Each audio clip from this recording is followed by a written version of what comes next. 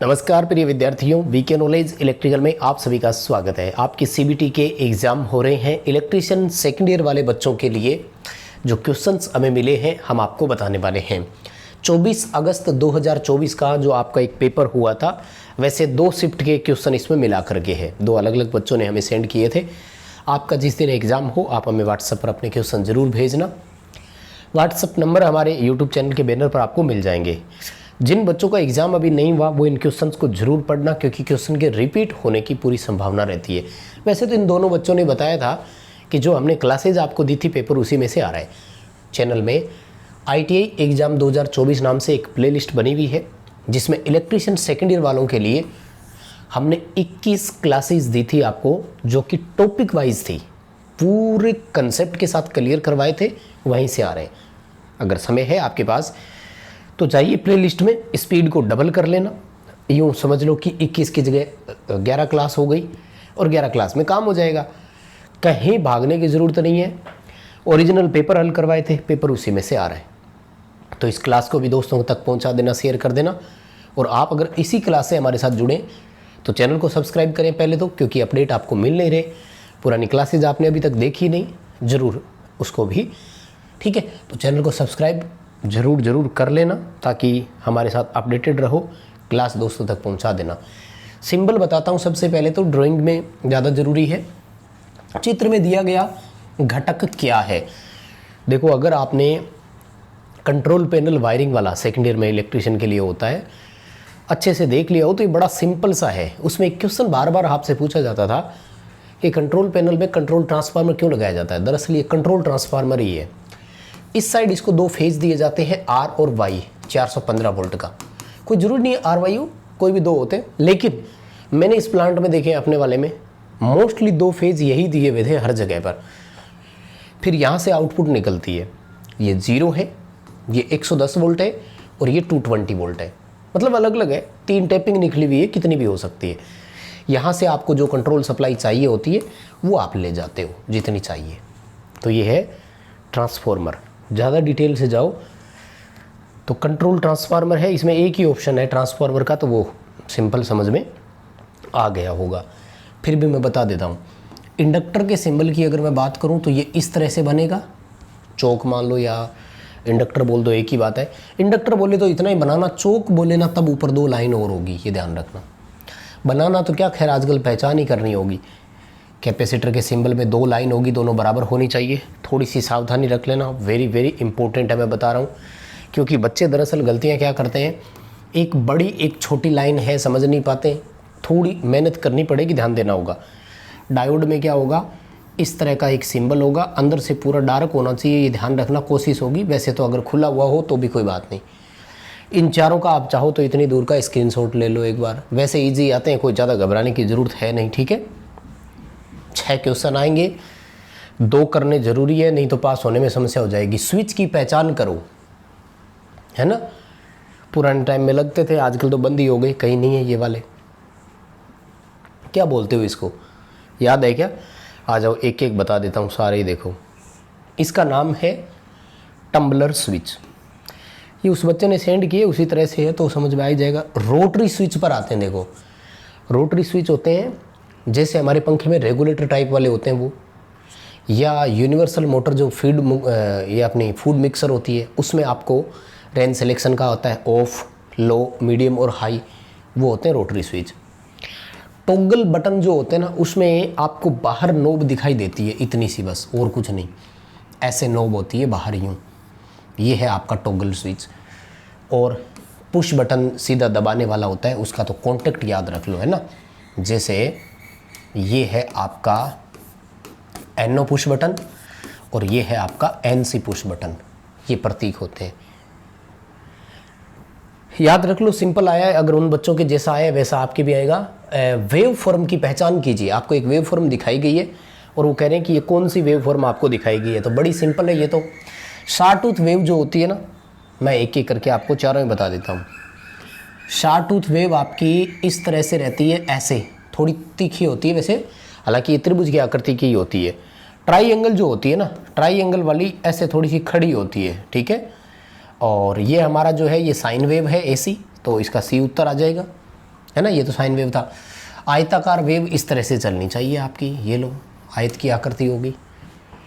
वर्गाकार एसी भी होती है, अपने एसी 5-6 तरह की होती है, याद रखना। प्रतीक का नाम क्या है? देखो, दो डायोड आमने सामने जुड़े हुए हैं, MT1 और MT2, यानी मेन टर्मिनल 1 मेन टर्मिनल 2 नाम दे देते हैं, तो ये कहलाता है डायक। क्या होता है? डायक। अगर इसमें से एक तीसरा सिरा और निकला हुआ हो गेट, तो फिर वो ट्राइक बन जाता है, ये ध्यान रखना, ठीक है। इलेक्ट्रॉनिक वाले सिंबल को अच्छे से पढ़ लो, UJT, SCR, डायक, trike, FET, MOSFET और NPN, PNP ट्रांजिस्टर्स, ये 7-8 सिंबल है जो आएंगे जरूर। और डायोड वाले सिंबल में से जिनर डायोड, LED, उनका थोड़ा सा अच्छे से याद करो, है ना। फिर कह रहे हैं कि इस सिंबल को पहचान करो, अगेन एंड अगेन यही वाले आ रहे हैं, यूँ समझ लो। तो ये AC का सिंबल है, DC का भी आ सकता है, मैं सारे बता देता हूँ। देखो, इंडक्टर का तो चलो चर्चा हो ही चुकी है, ये वाला था। AC का सिंबल ये है, DC की सीधी लाइन है, ओम का प्रतीक ये रहा। ये आपके पिछले साल पेपरों में भी आया हुआ है, 2023 के एग्ज़ाम के जो ओरिजिनल पेपर हमने आपको हल करवाए थे उसमें भी था ये। इलेक्ट्रिकल और इलेक्ट्रॉनिक सर्किट में माइक्रोफोन के लिए उपयोग होने वाले प्रतीक की पहचान करें। ध्यान से सुना, माइक्रोफोन की पूछ रहा है। ये है लाउड स्पीकर का पहला ऑप्शन जो आप देख रहे हैं। ये उल्टा जो है ना, ये बजर का प्रतीक है। अगर ये D इस तरफ होता तो ये इलेक्ट्रिकल बेल होती है, ये ध्यान रखना। यूँ इस तरह से अगर आता ना, ये इलेक्ट्रिकल बेल है, ये बजर है। बजर और बेल दोनों में थोड़ा सा फ़र्क होता है, ठीक है। तो ये है माइक्रोफोन का, और ये है जो अपना लैंप का सिंबल होता है। किसका है? बल्ब का प्रतीक है, लैंप का प्रतीक है, यूं समझ लो एक तरह से, ठीक है। याद रह जाएगा ना सबको। चलिए जी, अब वो तो किसी एक बच्चे ने सेंड किए थे, अब ये है जो दूसरे बच्चे ने क्वेश्चन सेंड किए हैं। वैसे तो ये 22 अगस्त को जो पेपर हुआ था ना, उसमें भी था। अब देखो 22 और 24 मैच हो गया ना क्वेश्चन, तो पूरी संभावना रहेगी कि अगर आपका पेपर नहीं हुआ है तो क्वेश्चंस आएंगे। सवाल कह रहा है कि रिपल्सन मोटर में ये जो ब्रूसों की एक्स इस तरफ है, स्टेटर की एक्स के यहाँ पर, हम इसको अगर खिसका करके दूसरी एंड पर ले जाएंगे तो क्या होगा?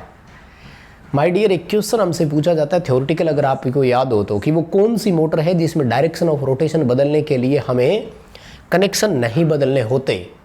हम उसमें क्या बदलते हैं? हम उसमें केवल ब्रूसों को शिफ्ट करते हैं, या ब्रूस की एक्स को शिफ्ट किया जाता है। तो आपको इसमें उत्तर करना है। ऑप्शन आए नहीं क्योंकि ऑप्शन इस साइड में रह गए थे यहाँ पर, तो मैं यहीं लिखवा देता हूँ, है ना। घूर्णन की दिशा बदल जाएगी, डायरेक्शन ऑफ रोटेशन बदल जाएगी, चेंज हो जाएगी, ये वाला विकल्प आपको करना होगा। उत्तर याद रख लो, ऑप्शन किसी में भी हो सकता है। देखो, वैसे भी मैं कई बार बोल चुका हूँ, CBT एग्ज़ाम में ऑप्शन जो है वो सफल होते हैं। कोई ज़रूरी नहीं है कि यहाँ A ऑप्शन में हो तो आपके पेपर में भी A ऑप्शन में हो। तो हमें मेन इसका उत्तर पता होना चाहिए, ठीक है। घूमने की दिशा बदल जाएगी, डायरेक्शन ऑफ रोटेशन जो है वो चेंज हो जाएगी। इसमें से एक ही था, वो स्क्रीनशॉट में इतने सारे क्वेश्चन आए हुए हैं, ठीक है।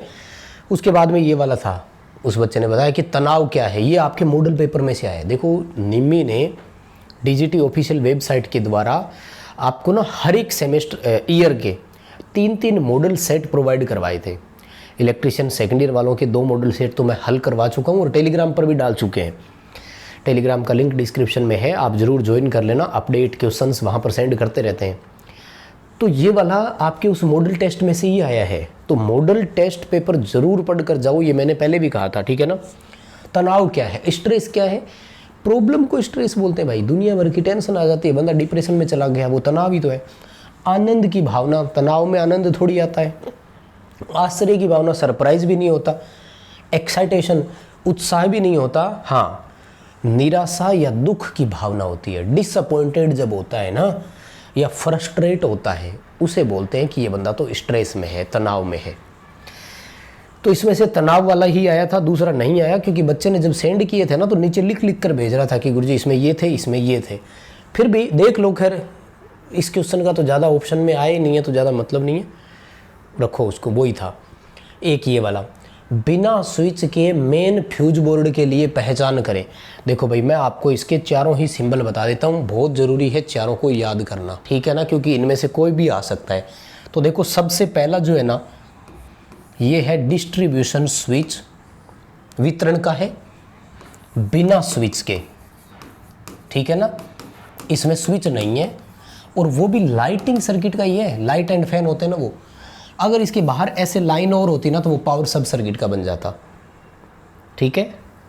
उसके बाद में देखो, ये वाला जो एक तरफ से डार्क है आपके लिए और एक तरफ से आपको खुला दिखा रखा है इन्होंने, तो ये आपका मेन फ्यूज बोर्ड है और विद स्विच है। ये जो हाफ हाफ वाला है ना, ये विद स्विच का है, ठीक है। तो अभी आपसे वो कौन सा पूछ रहा है क्वेश्चन का, देखो पहले तो बिना स्विच के मेन फ्यूज बोर्ड, तो बिना स्विच के मेन फ्यूज बोर्ड आपका ये वाला आ जाएगा। किसके लिए होगा? पावर के लिए है ना, तो बिना स्विच में पावर के लिए आपको A3 कर देना है, ठीक है। बुक में दिए हुए होंगे चारों, एक बार दोबारा क्रॉस मैच करवा देना भाई, ये जिम्मेदारी आपकी बनती है, थोड़ा अच्छे से ज़रूर पढ़ लेना। साधारण ब्याज में साल को कैसे दिखाते हैं वो ये नहीं पूछा था, हाँ यही था, इंटरेस्ट वाला ही था, सॉरी, है ना।